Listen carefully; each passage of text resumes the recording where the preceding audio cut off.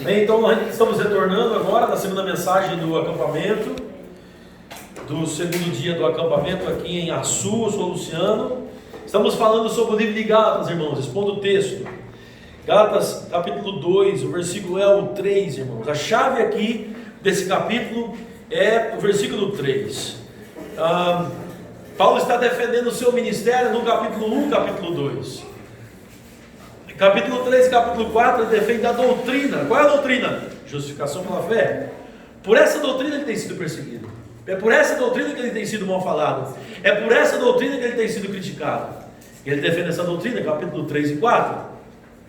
Capítulo 5 e 6, o apóstolo Paulo vai dizer: é a doutrina da justificação pela fé que te ajuda a viver no Espírito. E então você vai viver os frutos do Espírito, ou o fruto do Espírito, né? Fazendo uma diferenciação com a obra da carne. Carne tem obras da carne, e Espírito tem fruto do Espírito. Então aqui no capítulo 2 de Gálatas, versículo 3, ele diz: contudo nem mesmo Tito, que estava comigo, sendo grego, foi constrangido a circuncidar-se. Porque a questão toda qual era? Paulo de propósito leva Tito, ele apresenta Tito para os apóstolos do Cordeiro em Jerusalém. Quando os apóstolos do Cordeiro vê Tito e ficam sabendo que Tito não é circuncidado, aí nós temos um dilema. Se os apóstolos não têm comunhão com Tito, significa que os apóstolos estão crendo em justificação pela fé, mais lei de Moisés. Se eles obrigam Tito a ser circuncidado, significa que eles creem em justificação pela fé, mais circuncisão, calendário e dieta. Aí a bronca está arrumada. Aí nós não estaremos aqui hoje. Ou se nós estivéssemos aqui hoje, a gente estava sendo judeu. Nós seríamos judaizantes. Estaríamos guardando a lei de Moisés.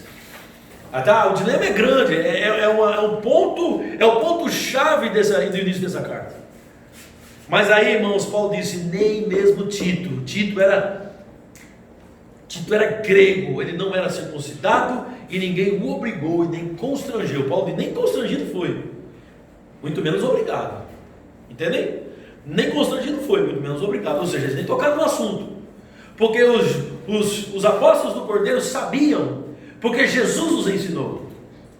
Jesus os ensinou que a justificação era exclusivamente pela fé em Cristo Jesus. Que o sangue de Jesus é que iria absolver, e que uma nova aliança estava sendo estabelecida no seu sangue. Então os apóstolos do Cordeiro não poderiam ir contra o ensinamento de Jesus, por causa de uma tradição judaica. Nem mesmo Tito. Versículo 4, Paulo disse: isso por causa dos falsos irmãos que se entremeteram com o fim de espreitar a nossa liberdade que temos em Cristo Jesus e reduzirmos à escravidão. Aqui está a questão. Havia lá em Jerusalém um grupo de falsos irmãos. Paulo os chama de falsos irmãos. Esse grupo que eram os judaizantes, que foram as pessoas, foi exatamente esse grupo que foi até as igrejas da Galácia, Derbe, Icônio, Listra, Antioquia, Pisídia. Foi justamente esse grupo que fez um levante contra o ministério do apóstolo Paulo e um levante contra a doutrina do apóstolo Paulo. Esse grupo que Paulo chama de falsos irmãos. Esses falsos irmãos, eles se entremeteram, eles entraram no meio daquilo que Paulo pregava e estavam deturpando todas as coisas. Isso era errado. Aí Paulo está dizendo: era por causa deles. Se eles constrangem, se os apóstolos do Cordeiro constrangem, irmãos, Tito a circuncidar, os falsos irmãos teriam ganho a batalha. Mas graças a Deus, irmãos, prevaleceu a verdade. Aleluia! Eu disse: prevaleceu a verdade. O objetivo deles é espreitar a liberdade. Sabe aquele povo que fica olhando para ver se você erra em alguma coisa? Sabe aquele povo que fica olhando assim, fica só te julgando para botar lei em cima de você, que quer mostrar erro em você? Você vai para a direita, ele diz: mas tinha que ir para a esquerda. Você vai para a esquerda, ele diz: mas tinha que ir para a direita. Você para, ele diz: mas tinha que estar andando. Você vai para frente, ele diz: tinha que estar indo para trás. Você vai para trás, ele diz: tinha que estar indo para frente. Jesus disse: toca-se a música nas praças e ninguém canta e ninguém dança. Para de tocar a música e aí começa a dançar e cantar. É sempre o inverso. São pessoas que ficam tentando espreitar nossa liberdade. Aquele pastor é muito magro. Não, aquele ali já é muito gordo. Não, aquele ali é gente boa. Aquele pastor, aquele ministro, ele já é mais enérgico. O outro é mais parado. Ninguém não satisfaz ninguém da lei. Ninguém acaba satisfazendo ninguém. Se você é um crente, um cristão mais animado, vamos dizer que você quer aparecer. Se você é um cristão mais calado, vamos dizer que você não tem expressão. É sempre criticando. Eles ficam espreitando nossa liberdade, procurando algum erro na gente.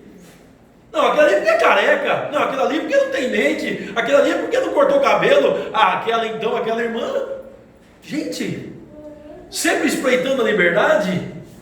Aquele ali porque usou batom, aquele ali porque não cortou a unha. Gente, aquele ali porque passou maquiagem, espreitando a liberdade, procurando algum erro em nós. Para quê? Para dizer, está vendo? Eles não são salvos. Isso é obra. Jogando obra para cima da gente, jogando lei para cima da gente, para tentar humilhar a gente. O problema é que eles querem ir contra a nossa doutrina. Vocês estão comigo, irmãos? Amém. E Paulo disse, esse povo, eles querem espreitar a nossa liberdade. Fica só de olho procurando erro na gente. Isso é espreitar a liberdade que temos em Cristo Jesus, com o objetivo de nos reduzir à escravidão. Porque eles querem que a gente seja parecido com eles, não iguais, parecido. Porque nem eles cumprem a lei de Moisés. Eles são hipócritas. Eles querem, irmãos, na verdade, nos escravizar. Era isso que eles querem fazer. Olha só o que Paulo fez, versículo 5, aos quais, ou seja, diante dos falsos irmãos, muito cuidado, irmão, irmã, com quem você fica discutindo, batendo boca, com quem você fica gastando tempo, porque muitas vezes você está gastando tempo batendo boca com um falso irmão, com um falso cristão, com gente que não quer nada com nada, gente que só quer bagunça, só quer espreitar a nossa liberdade, só quer criticar e mais nada. Olha a atitude de Paulo, versículo 5, aos quais nem ainda por uma hora nos submetemos. Isso é uma expressão. Aos quais nem por uma hora nos submetemos à expressão. Paulo está dizendo, eu não perdi tempo com esse povo, eu não vou perder tempo com o falso irmão, não vou, disse o apóstolo Paulo. Ele não perdeu tempo com eles. Por quê? O objetivo é para que a verdade do Evangelho permanecesse entre vós. Vou perder tempo com quem está querendo o Evangelho do nosso Senhor Jesus Cristo.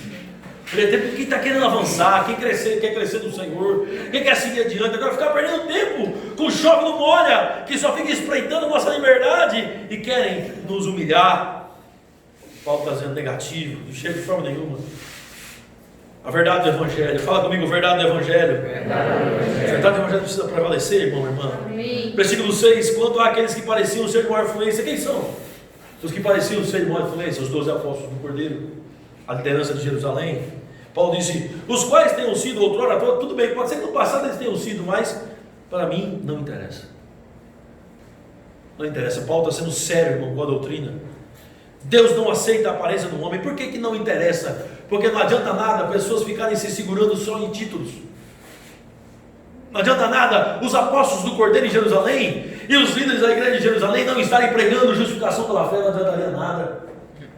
Porque é só se apegando em título. Tinha que ficar com a palavra. É isso que Paulo está dizendo, não adianta nada. Por isso que para ele, para Paulo está dizendo, olha, para mim não faz diferença nenhuma. Não faz diferença porque eles têm que pregar o Evangelho da graça. A verdade do Evangelho. Por isso que não me interessa. Deus não vai aceitar a aparência de um homem mesmo. Vai aceitar a aparência, irmão? Deus não aceita.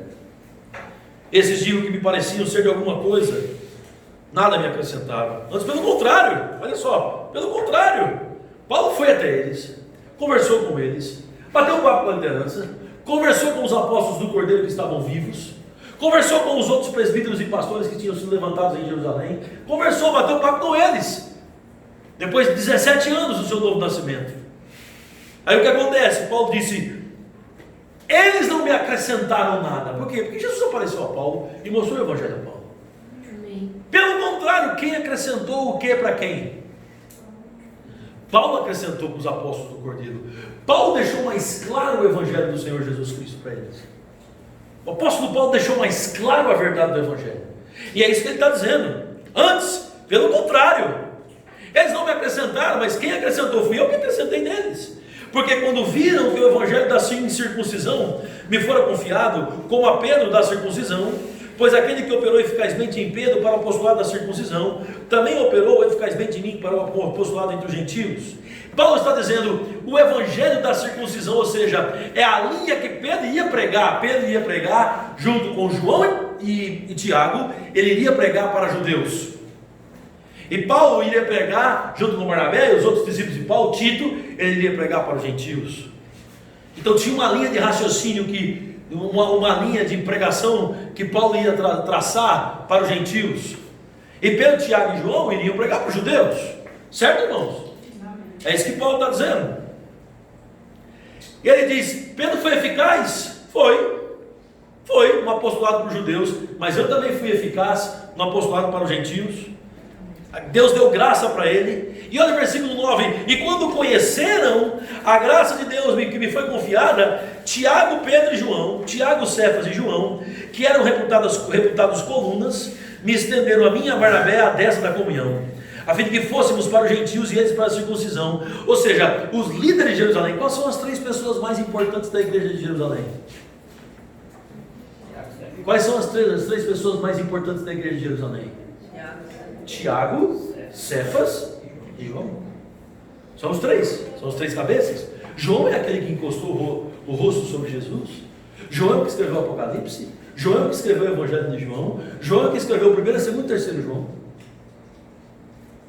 Tiago é o que escreveu a carta de Tiago. Tiago é irmão do Senhor na carne. Esse é o Tiago. E Cefas é Pedro. Pedro escreveu 1 Pedro, 2 Pedro. Pedro é o que Deus levantou para estar na liderança da igreja de Jerusalém junto com Tiago. Esse era Pedro. Os 3 mais importantes. Paulo disse assim: os 3, olha só, irmãos, os 3 reconheceram que eu deveria pregar o evangelho aos gentios. E eu fui. Eles ficaram com os judeus e eu fui para os gentios. Só uma coisa eles me recomendaram. Olha o versículo 10, que coisa linda. Só uma coisa. Acompanha comigo, versículo 10. Quem está vendo aí? Amém. Pode ler em voz alta? Qual foi a única coisa que eles recomendaram? Hã? Lê em voz alta alguém? Recomendando-nos somente que nos lembrássemos dos pobres, o que foi também que me esforcei por fazer. A única coisa que eles recomendaram: Paulo, esqueça dos pobres. Pode ser que tenha sido por causa da oferta que Paulo trouxe. Paulo trouxe uma oferta gigantesca para Jerusalém. O apóstolo Paulo reuniu as igrejas gentios todas que ele havia fundado e tinha influência, levantou uma oferta gigantesca porque estava tendo fome na Judéia e em Jerusalém. Paulo levanta essa oferta gigantesca e ele se preocupa com os pobres de Jerusalém. A única coisa que os apóstolos do Cordeiro disseram para ele foi: não esquece dos pobres. Por quê, irmãos? Porque os gentios dominavam o mundo naquele tempo, e Paulo pregava o evangelho para os gentios e principalmente para as autoridades dos gentios. As igrejas que Paulo pregou, irmão, e abriu, eram igrejas muito fortes. Havia em uma parte do ministério de Paulo muito dinheiro, muita riqueza financeira. Tanto que uma das acusações contra Paulo é: Paulo só quer pregar o evangelho para rico. Eles acusavam Paulo disso. Diziam que Paulo só pregava o evangelho para rico. Aí eles disseram: Paulo, cuide dos pobres. Paulo se esforçou para fazer. Paulo cuidou, ele realmente, eu segui, me esforcei para fazer isso aí. Fazia parte do ministério de Paulo. Então houve momentos do ministério de Paulo onde ele tinha muita influência e muito dinheiro, por causa das igrejas que ele abriu. Mas teve momentos no ministério de Paulo que ele não tinha nada, absolutamente nada. Mas não mudava absolutamente nada, ele era o mesmo ministro do evangelho. Amém. Ele se esforçou para fazer. E aí, irmãos, havia naquele tempo uma falsa história. Então eu quero começar agora a contar essa falsa história e vou encerrar. Essa falsa história era que um dia Pedro tinha chamado a atenção de Paulo. Essa era a falsa história. A falsa história dizia: Paulo, esse apóstolo aí, um dia Pedro partiu para cima dele e confrontou ele, porque ele estava errado. Essa era a falsa história. Aí Paulo agora usa o livro de Gálatas. Sabe, irmão, esse daqui foi o primeiro livro a ser colocado no cânon bíblico. O primeiro. Cânon bíblico é uma série de livros que você tinha e que eles tinham, e eles iam selecionar qual seria o livro inspirado. Cânon é a medida. Cânon significa medida. Eles iam classificar. Havia um monte de livro. Sabe qual foi o primeiro livro considerado sagrado no Novo Testamento? O primeiro. Tinha lá vários livros de Paulo, várias cartas. Tinha lá livros de João. Tinha lá os evangelhos. Eles já tinham tudo isso já no século III, século IV. Sabe qual foi o primeiro livro reconhecido como sagrado? Gálatas. Gálatas. Não havia nenhuma dúvida de que Gálatas era um livro sagrado e inspirado. E nesse livro, Paulo conta a história, a versão dele do problema que teve com Pedro. Vamos ver qual foi? É muito importante isso, porque isso aqui vai mostrar o centro da pregação do Evangelho de Paulo. Paulo teve uma dificuldade com Pedro? Teve, irmão. Mas na verdade não é bem Paulo que teve, é Pedro que teve. E na verdade não foi Pedro que chamou a atenção de Paulo, foi Paulo que chamou a atenção de Pedro publicamente. Porque quem estava andando fora da verdade do Evangelho era Pedro e não Paulo. Versículo 11, Paulo vai contar a sua versão. Presta bastante atenção, isso está registrado, irmão. Essa história ficou registrada há mais de 2 mil anos. Está ali, a história de Paulo com Pedro. E eu fico pensando, irmão, no final da vida, Pedro disse que as cartas de Paulo eram inspiradas. Engraçado, uma das cartas de Paulo falava de Pedro. E Pedro não teve problema com isso. Amém. Pedro não ficou chateado que uma carta para sempre na terra registrou uma falha de Pedro. Para sempre. Pedro não teve problema nenhum. Disse, Paulo está inspirado. Depois eu vou mostrar isso. Olha a versão de Paulo. Estão comigo, irmãos? Amém. Olha essa história que aconteceu. Vamos lá. Quando, porém, Cefas, que é Pedro, veio a Antioquia. Antioquia era a igreja de Paulo. Era a igreja local de Paulo. Resistir de face a face. Ou seja, Paulo resistiu Pedro face a face. Porque Pedro se tornou repreensível. Pedro, o apóstolo do Cordeiro, se tornou uma pessoa passiva a ser repreendida. Por quê? Versículo 12. Com efeito, ele vai explicar. Antes de chegarem alguns da parte de Tiago, comia com os gentios. Quando, porém, chegaram, afastou-se e, por fim, veio a apartar-se, temendo os da circuncisão. O que está acontecendo, irmãos? Olha aqui. Paulo está na Antioquia, Pedro também, uma festa grande, churrascada. O pastor Antônio estava lá, fez churrasco, Tito estava lá também, Barnabé frequentava a reunião, estava tudo uma bênção. Paulo estava por lá, a festa estava armada.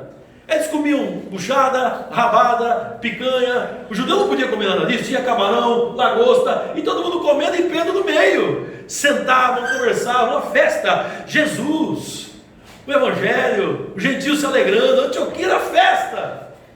Certo? Aí Pedro fica sabendo, aí o pessoal de Jerusalém está vindo aí, viu? Aí Pedro, vixi, se eles souberem que eu estou aqui, comendo com os caras, e se eles souberem que eu comi camarão? Para o judeu é proibido comer camarão? Lembra que eu disse que tem que guardar a dieta judaica? Era essa a doutrina falsa? E se eles souberem que eu sentei à mesa com gente que não pratica circuncisão? A confusão está armada. Eles vão ficar bravos comigo. Aí Pedro começou a se afastar. Aí Tito disse, Pedrão, vamos para a churrascada hoje? Pedro, hoje não vai dar, não, estou na perna. Aí Barnabé, Paulo, Pedro, vai ter uma rabada lá em casa. Aí Pedro, rapaz, eu não tenho tempo. Aí ele começou a se afastar. O pessoal de Tiago, o que é? O pessoal de Jerusalém, os falsos irmãos, desceram para Antioquia. Aí Pedro está sabendo que eles estão vindo. Aí Pedro começa a arrumar o arrumadinho de Pedro para se afastar. E aconteceram 2 coisas. Primeiro, ele se afastou. Ou seja, ele começou a rejeitar os convites para ir para a churrascada. Primeiro. E segundo, ele se apartou de vez. Ninguém mais via Pedro. Sumiu, só ficou com os judeus de Jerusalém. Ele se afastou dos cristãos na Antioquia. Olha que falsidade, olha que hipocrisia. Mas Paulo estava por lá. O negócio não ia ficar assim. Versículo 13. E também os demais judeus dissimularam. O que significa a palavra dissimular? Falsidade. Dissimular significa ser falso. Na sua frente é uma coisa, por trás é outra. Simulado. Os demais judeus dissimularam com Pedro. Ou seja, não foi só Pedro que ficou com falsidade. Os judeus da Antioquia também foram na onda de Pedro, não mais comiam com gentios. E aí, irmão, o pior da história, tem um tal de Barnabé. Se foi também. Quase. Pior da história, irmão, tem um tal de Barnabé que se envolveu na onda. Vamos ler, esquece, irmão. Olha o que aconteceu. Versículo 13. E também os demais judeus dissimularam com ele a ponto de o próprio Barnabé ter se deixado levar pela dissimulação deles. Não, o Tito é ele ali, o Barnabé é ali, o Barnabé estava quebrado.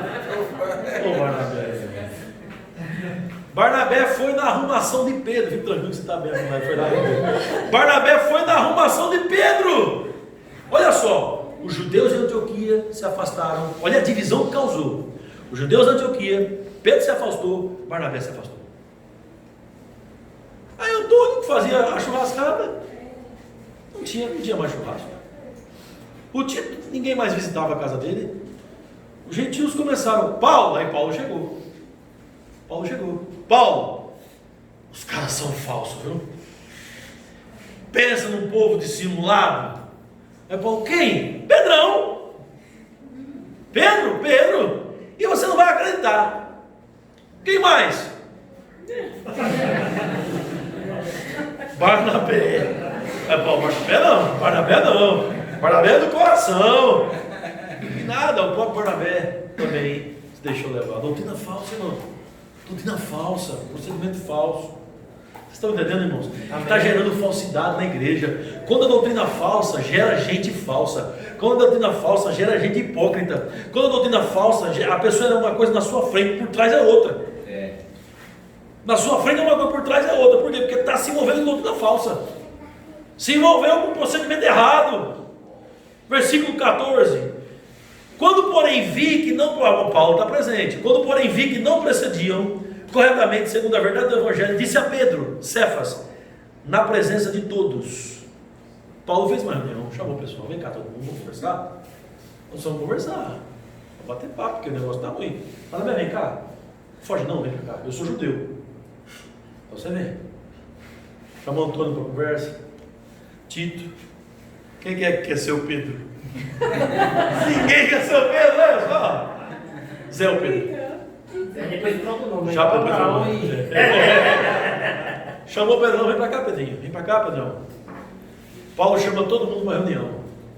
Chama os gentios, chama os judeus, chama todo mundo. Vem cá, todo mundo que foi. Paulo quer conversar com vocês. Aí quando começa a reunião, Paulo vai para cima de Pedro. Face a face. Algo que Paulo diz para Pedro, irmãos. Olha só. Olha só o que Paulo diz para Pedro. Quando porém vi que não procediam corretamente segundo a verdade do Evangelho, disse a Pedro, na presença de todos: se sendo tu judeu, quem é Pedro aqui? O Pedrão.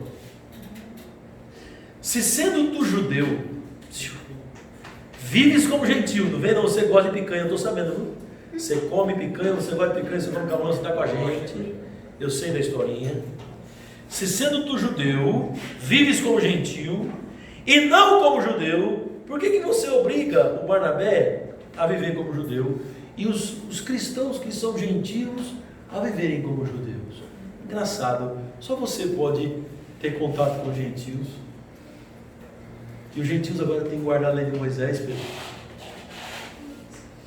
Agora os gentios têm que circuncidar, Pedro. Agora os gentios têm que guardar a dieta, Pedro. Agora os gentios não podem ter mais contato com os judeus, Pedro. Você vai dividir a igreja, Pedro. Agora os gentios, Pedro, têm que guardar o sábado. É isso mesmo, Pedro. É isso. Versículo 15. Nós judeus, Pedro, judeus por natureza, não pecadores dentre os gentios, porque os judeus se achavam, né? Sabe, nós que somos judeus por natureza, não somos pecadores entre os gentios, sabendo contudo que o homem não é justificado por obras da lei, e sim mediante a fé em Jesus Cristo. Também temos crido em Cristo Jesus, para que fôssemos justificados pela fé em Cristo e não por obras da lei, pois por obras da lei ninguém será justificado. A palavra que Paulo traz é uma palavra de doutrina, corrigindo, dizendo: Pedro, é o seguinte, você é judeu, eu também sou, mas nós sabemos que todos são justificados pela graça, pela fé em Jesus Cristo. Ninguém é justificado pelas obras da lei. Você sabe, Pedro, eu sei e todos nós sabemos. Só Jesus Cristo salva, irmãos. Só se pode chegar a Deus através de Jesus. Não chega diante de Deus com suas obras, você não será aceito. Só se achega diante de Deus pela graça, através de Jesus. se achega diante de Deus através do representante. E o representante é Jesus Cristo. Aleluia! Vocês estão por aqui? Amém. Versículo 17 é uma chave. Vamos lá, estou encerrando. Mas se, procurando ser justificado em Cristo, quantos são justificados em Cristo aqui? Amém. Como somos justificados em Cristo? Como? Pela graça, pela fé. Pela graça mediante a fé. Somos salvos pela graça mediante a fé. Pela fé, pela fé, pela fé. Se procurando ser justificados em Cristo, sim, fomos nós mesmos achados pecadores. Aí confundiu tudo. Pedro, se nós somos justificados pela fé, e aí ele descobre de novo que a gente é pecador, quem é que mostrou que a gente é pecador? Quem mostrou que a gente é pecador? Quem mostrou? Alguém mostrou. Ou alguma coisa. Olha o raciocínio, pensa comigo, olha o que Paulo está falando. Ó, versículo 17. Mas, se procurando ser justificados em Cristo, que é o nosso caso, fomos nós mesmos também achados pecadores, dar-se ao caso de ser de Cristo ser ministro do pecado? Certo que não. Então olha aqui para mim, irmãos, vamos encerrarmos. Se você é justificado pela fé em Cristo Jesus, e de repente você descobre que você é pecador, porque alguma coisa te acusa como pecador, peraí, Jesus Cristo é ministro de quê agora? De pecado? Ou ministro da justiça? Paulo está perguntando para eles. No português claro, Paulo está dizendo, nós somos justificados pela fé em Jesus Cristo. E se nós voltarmos para a lei vai nos acusar, bonitão. E nós vamos ser pecadores de novo, porque a lei o que ela faz é acusar, Pedro. Você está entendendo, Pedro? Então, se isso que você está falando é verdade, Cristo agora virou ministro da lei. E Cristo não é ministro da lei, ele é de uma outra ordem, da ordem de Melquisedeque. Cristo é ministro da justiça. Cristo é ministro da justiça e não é ministro da lei. Ele cumpriu a lei por nós. É isso que Paulo está falando. Dar-se ao caso de Cristo ser ministro do pecado. Paulo disse certo que não. Por quê? Se torna a edificar aquilo que destruiu, foi destruído. A lei, o fim da lei é Cristo. Amém. Eu mesmo me constituo transgressor. Se o fim da lei é Cristo e eu volto para a lei, então eu sou pecador de novo, transgressor de novo. Versículo 10, porque eu mediante a própria lei morri para a lei. Oh glória! A lei dizia, todo aquele que for pendurado no madeiro é amaldiçoado. Jesus foi pendurado no madeiro e nós fomos com ele. Então, quem é pendurado no madeiro é amaldiçoado. Está justificado a lei. Então, pela lei, nós fomos livres da própria lei. Amém. A própria lei, nós morremos para a lei, a fim de viver para Deus. Eu estou crucificado em Cristo. Quem está crucificado com Cristo aqui? Amém. Então, amado, agora encerra logo, já não sou eu quem vive, mas Cristo vive em mim. E esse viver que tenho agora, tenho na carne, vivo pela fé no Filho de Deus, que me amou e a si mesmo se entregou por mim. Então, Pedro, Barnabé, Tito, todos os presentes de Jerusalém, todos os presentes da Antioquia, presta atenção todo mundo, não anulo a graça de Deus, pois se a justiça é mediante a lei, segue-se que morreu Cristo em vão. Então não anulamos. A justiça não é pelas obras, mas sim pela fé. Irmãos, esse é o nosso grito de vitória. Amém. Esse é o nosso grito de liberdade, gente. Isso aqui fez com que a igreja se mantesse o que é hoje, justificada pela fé em Jesus Cristo e não pelas obras da lei. Escortou o judaísmo. Agora vamos contextualizar. Depois do movimento pentecostal, irmãos, depois que o movimento pentecostal e principalmente o movimento neopentecostal chegou no Brasil, a gente começou a ter problemas nessa área. Se você perguntar para um pentecostal se ele é justificado pela fé em Jesus Cristo, qual vai ser a resposta dele? Sim, eu sou justificado pela fé. Se você perguntar para um neopentecostal se ele é justificado pela fé em Jesus Cristo, ele vai responder, sim, eu sou justificado pela fé em Jesus Cristo. Só que o procedimento diário e de culto, a forma como eles instrumentalizam a coisa, através de campanhas para receber bênçãos de Deus, através de jejuns, de orações, de procedimentos, de ofertas, através de uma série de obras para receber alguma graça de Deus, mostra, irmãos, que eles não creem. O movimento pentecostal trouxe uma série de imposições que tirou a justificação pela fé. Os neopentecostais, pior ainda, tirou a justificação pela fé. É um absurdo hoje, que tem que pagar o preço disso, tem que pagar o preço daquilo, e você tem que dar a oferta tal, e você tem que fazer o sacrifício tal. Tudo é baseado em sacrifício, tudo é baseado em obras. Deus vai te ouvir se você fizer as 5 campanhas, 7 campanhas, os 7 meses, 5 meses, as 3 semanas, se você for para a vigília, se você for para o círculo de oração, se você for para o matutino. Deus só te ouve assim. E quando não vai, tome cara feia. E quando não vai, tome condenação. E quando não vai, tome justiça própria para cima da gente. E quando não acontece, tome imposição. Gente, a instrumentalidade da coisa hoje no Brasil está confusa. Não deixa ninguém tirar a sua liberdade em Cristo. Amém. Carla vai ministrar, se Deus assim permitir, o capítulo 5, o capítulo 6, e você vai ver que o capítulo 5 e o capítulo 6 vão falar a verdadeira vida do Espírito. Só a justificação pela fé faz com que alguém ande em santidade. Só. Se você jogar a lei, está lá, a lei vai condenar. Hoje, irmãos, no meio do povo supostamente evangélico, só para você ter ideia, como está debaixo de lei, todo dia lei. Olha só, hoje, a quantidade de meninas grávidas dentro da igreja, antes de casar, é igual ao do mundo. Os jovens têm relação sexual dentro da igreja, do mesmo jeito que os jovens do mundo. Tem alguma coisa errada antes do casamento?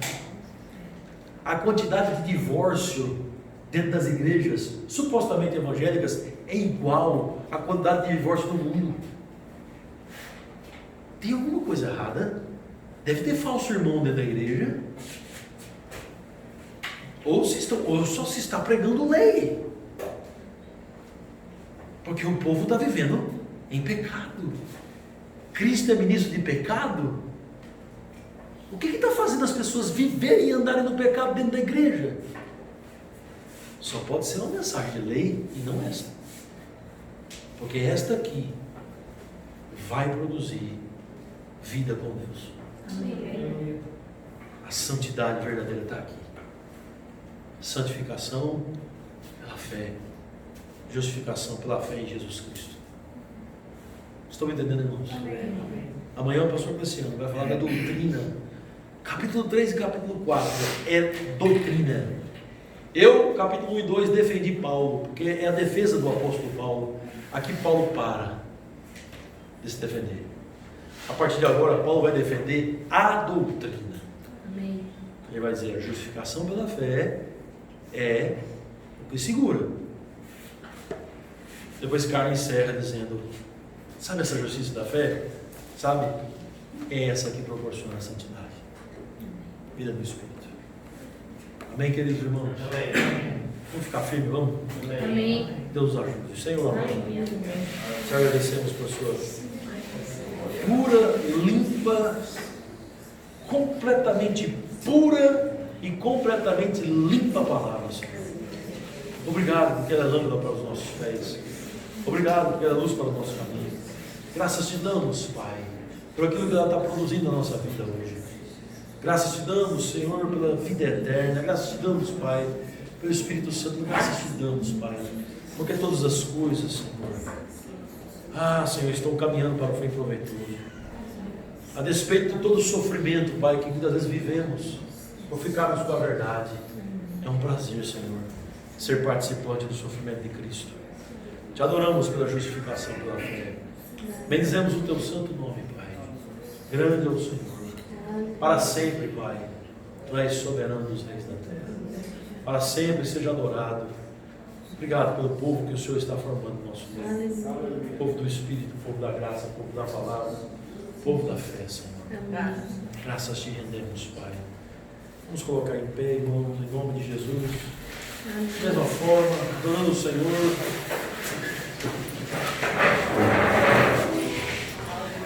Vamos cantar essa música novamente. Agora que vocês aprenderam, nosso Deus é soberano.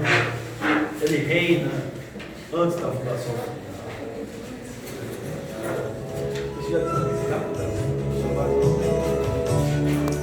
Obrigado.